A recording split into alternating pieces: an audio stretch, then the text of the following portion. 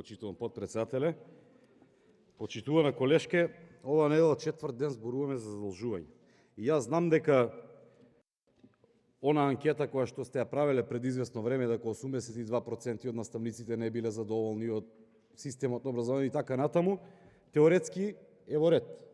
И јас кога бев наставник, и јас не бев задоволен. Меѓутоа, дали ова што вие го нудите сега како решение, дали ќе ги задоволи потребите на наставниците, на сите што се вклучени во образовниот процес? Дали после вашиве понуди за бришење на историјата, за се живо поред, дали сега сте ги запрашале? Имавте прилика тука да ги прашате универзитетските професори, оние што треба да се гласот на државата од ману, а сепак нивното мислење не го зимате во предвид.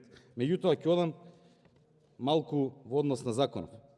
Развојни програми на училиштата и грантови 2.163.000 евра. Со оваа подкомпонента ќе се изврши преглед на рамката на подобрување. Значи, вие се уште немате извршено преглед за да детектирате какви проблеми.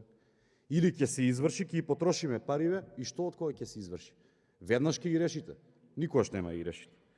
Понатаму, промовирање на отчетност преку споделување на информации 345.000 евра. Па зарем училиштава немаат Facebook страни, па 50.000 евра ќе им даваме за да знаат родителите што се направило во нивното училиште. Катастрофа. Понатаму, постојано одустане го вадите екстерното. Повторно воведувате тестирање. Повторно воведувате тестирање во трето и во пето одделение. И сега тоа не чинело, ова ваше очини. И јас бев против екстерното на тој начин да се спроведува како што се спроведуваше. Треба да има, и јас стојам дека треба да има, меѓутоа треба да се најде најсоодветен начин кој што ќе ја прикаже реалната слика на секаде низ државата. Оваму дојдов до подкомпонента 3.2, модернизирање на професионалниот развој на наставниците, 2.230.000 евра. Дали ова, почитувана колешке, е модернизација? Ова е од општина Карпош за белешка за оние кои што аплицирале за ментори. И сега оваму, заради заштита на лични податоци, сум коректен, презимињата и меловите не ги читам. Од основно училиште Јан Амос Коменски, Александра работи на програмата и од Битоле. Од основно училиште Димо Хаджидимов, Ирена Нашисе.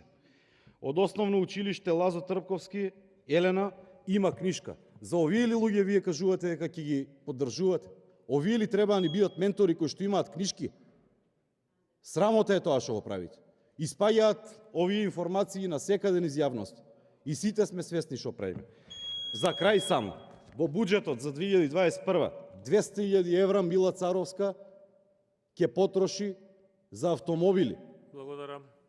Таа реформа ќе ја тераме. Контрреплика пратеничката Жаклина Лазаревска. Повелете.